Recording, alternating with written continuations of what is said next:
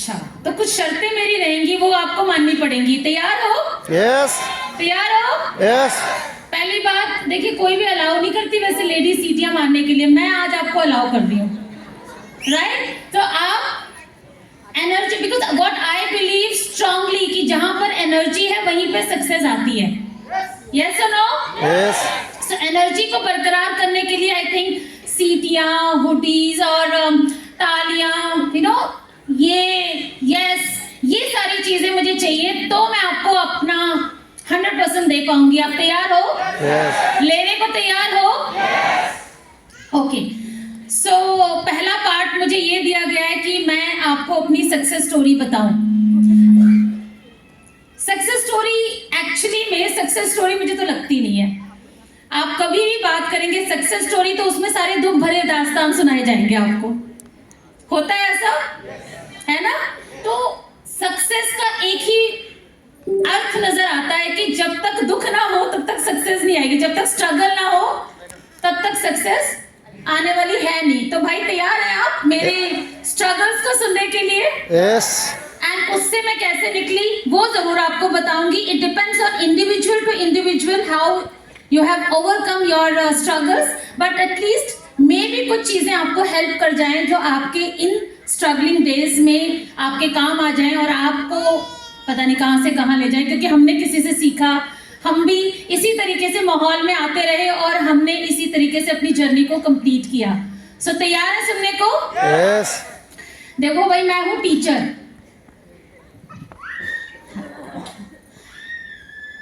Okay, पीछे पहले शुरुआत कर देते हैं इसकी, है ना? तो पहले मेरे पति देव के लिए एक जोरदार तालियां, जोरदार तालियां। यहाँ पे एक लाइन लिखी है, I am not here to be average, I am here to be awesome. मैं बहुत स्ट्रांगली बिलीव करती हूँ और मेरे को लगता है ऐसा, जितने भी लोग यहाँ बैठे हैं सक्सेसफुल, खासकर ये फर्स्ट 2 रोज में, वो सब लोग इस बात पे बहुत बिलीव करते हैं कि success is all about your mind. आपका दिमाग बहुत बड़ा रोल प्ले करता है आपकी कामयाबी में। कितने लोग अग्री करते हैं इस बात से? Yes, right. सो ये statement from the first day हमने ये स्टेटमेंट अपने साथ लेके चले कि we are not here for the average. हम सिर्फ एवी बनने के लिए नहीं है कि हो गया, ठीक है, इतने में ठीक है, ऐसे बनेंगे तो कुछ ऐसा कि दुनिया जाने की भाई कौन है हम।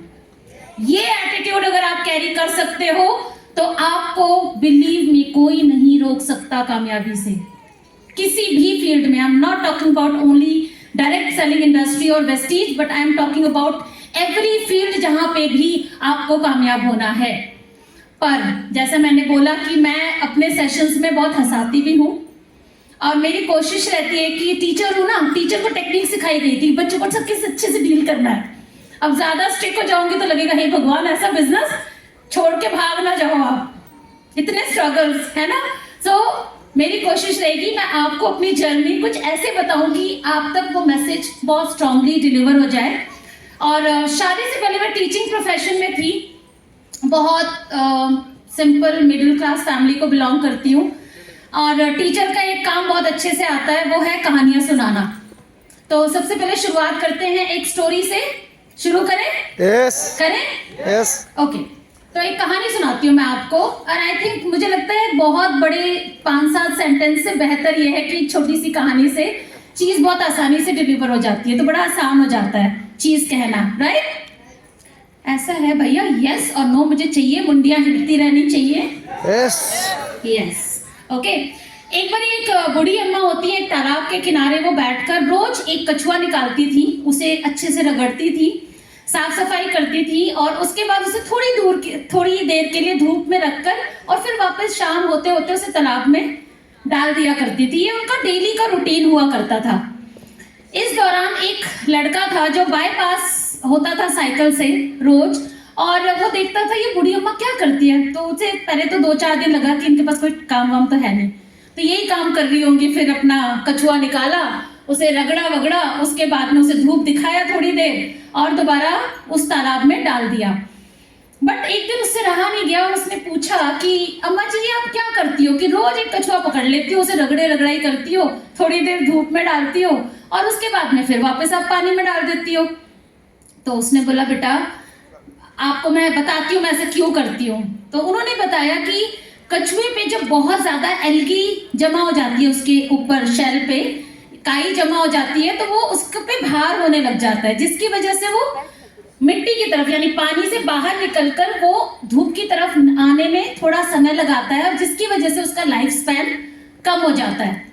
तो मेरी कोशिश रहती है कि किसी न किसी एक कछुए का वो एल्गी साफ कर दूं, थोड़ी देर धूप लगा दूं, और उसके बाद में मैं इसको थोड़ी सी लाइफ स्पैन इसका बढ़ाने में मेरा ये कंट्रीब्यूशन मुझे नजर आता है। तो उसने बोला अच्छा एक से क्या होगा, 1 2 4 6 कछुए से क्या हो जाएगा, आप इसमें तो बहुत कछुए हैं। उसने बोला उससे क्या फर्क पड़ता है, एटलीस्ट मेरे को एक सेटिस्फेक्शन रहेगी कि मैंने किसी न किसी की लाइफ को, उसका लाइफ स्पैन बढ़ाने में मैंने मदद करी। तो ये जो सेमिनार है ना, नहीं सुनो सुनो सुनो सुनो, ये जो सेमिनार है ना, ये वो तालाब है जहां पे हम सब कछुए हैं। जहां पर एक स्पीकर आता है वो अम्मा जी है।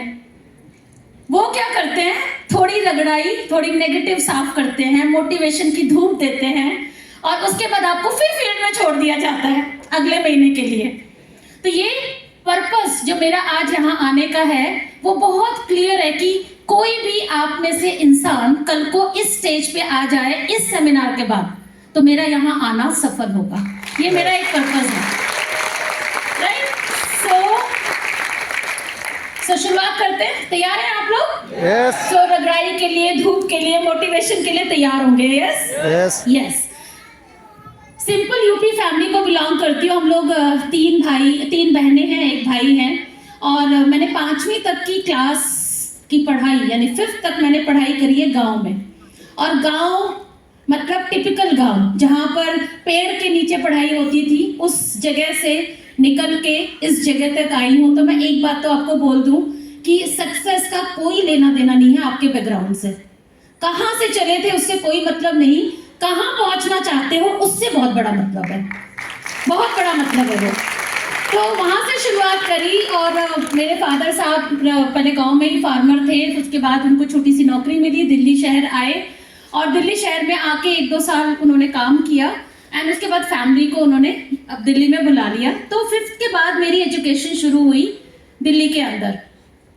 और जब दिल्ली आई तो मैं मेरा पर्सनल आपको ये बताना चाह रही हूँ कि इतना ज़्यादा डिफरेंस है गांव और दिल्ली शहर में। मतलब दिल्ली एक चलता फिरता, मतलब इतना ज़्यादा भागता हुआ शहर, और गांव में अगर आप में से बहुत सारे लोग बिलोंग करते होंगे, जब आप गांव जाओ तो एक ठहराव है गांव के अंदर, वहाँ के माहौल में एक ठहराव है। 7 बज गए तो खाना खा लिया, सो गए, सुबह 5 बजे उठ गए, एक ठहराव है।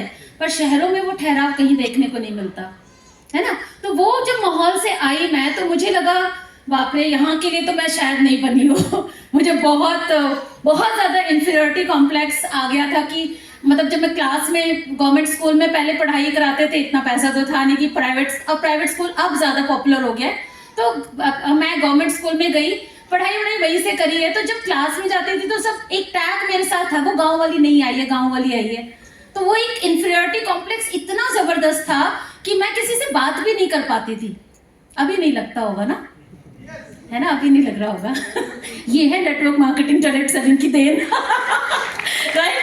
सो मेरे को जब ऐसे बोलते थे तो आपको पता है कॉन्फिडेंस एक ऐसा, मैं बोलती हूँ इट फैक्टर है जो हर किसी की लाइफ में होना चाहिए, और अगर वो फैक्टर नहीं है तो आपके सारे टैलेंट मर जाते हैं, यानी वो टैलेंट कभी निकल के बाहर ही नहीं आते। सो मेरे को ऐसे ही पढ़ने वढ़ने में मैंने कोशिश करी कि मैं ज़्यादा बात ना करके किताबों में ज़्यादा रहूँ, तो ठीक ठाक पढ़ने में थी, अच्छी स्टूडेंट थी।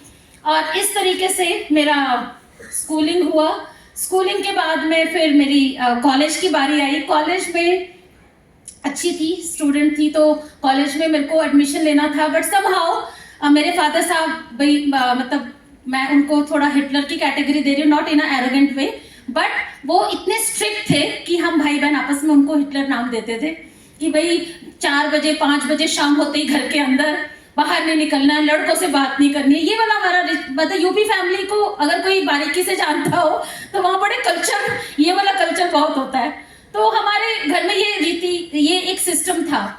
और जब ये होता था तो उस समय कॉलेज की जब बात आई तो किसी भी गर्ल्स कॉलेज में एडमिशन नहीं हुआ। गर्ल्स स्कूल में पढ़ी थी मैं, तो गर्ल्स कॉलेज में ही था कि वही होगा।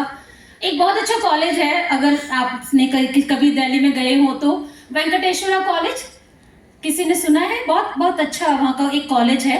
एंड उसके अंदर मेरा एडमिशन फॉर्चुनेटली हुआ, बट वो था कोएड, जहाँ लड़के लड़के एक साथ पढ़ते थे।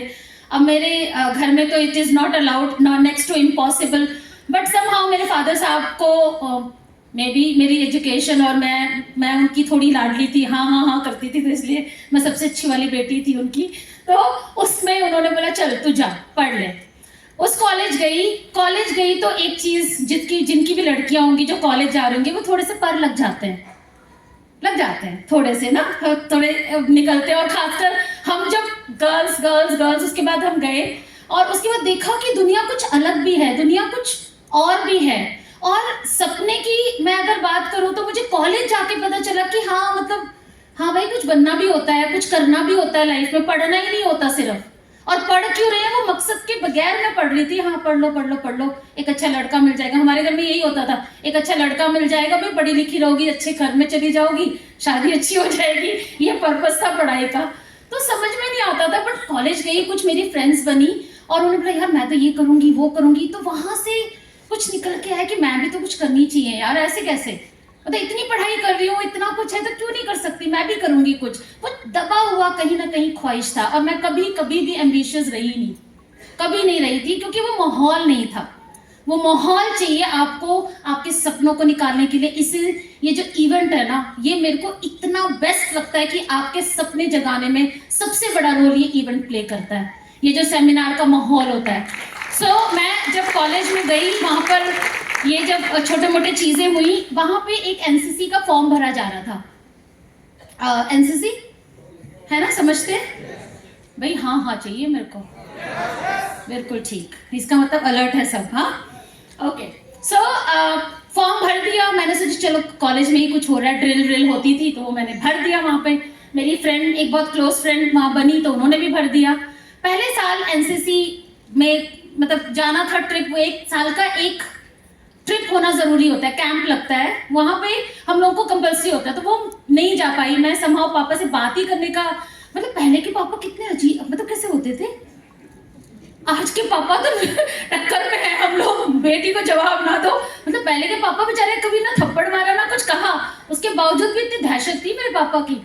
तो मैंने पापा से पूछा ही नहीं कि भाई मेरे को कैंप के लिए कहीं भेज दो, क्योंकि मैं अकेले कहीं जाऊं ये था ही नहीं। आप सोचिए उस माहौल को जहां से मैं आई हूँ।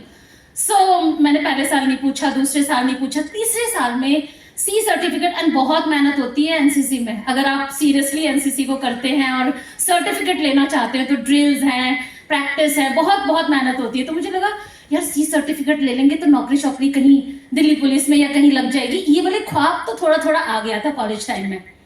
तो अब तीसरे साल कंपलसरी हो गया कि किसी ना किसी कैंप में जाना पड़ेगा to get that C certificate.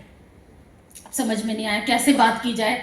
Mummy को, अब ऐसे कामों में मम्मी नजर आती है, तो हम मम्मी के पीछे से गए। मैंने कहा मम्मी बोलो। मम्मी बोली ये सब मेरे बस की नहीं भाई, खुद देखो अपना, तुमने ही फॉर्म पहले साल भरा था, पूछ के भरा था मेरे से, तो भाई अब मेरे ऊपर ही आ गई जिम्मेदारी। तो मैंने बोला अच्छा ठीक है। मैंने पापा को बोला पापा अब थोड़ा सा झूठ, पर वो झूठ जो लगता है किसी अच्छे काम के लिए बोला जाता है, झूठ नहीं होता। यस और नो, है ना?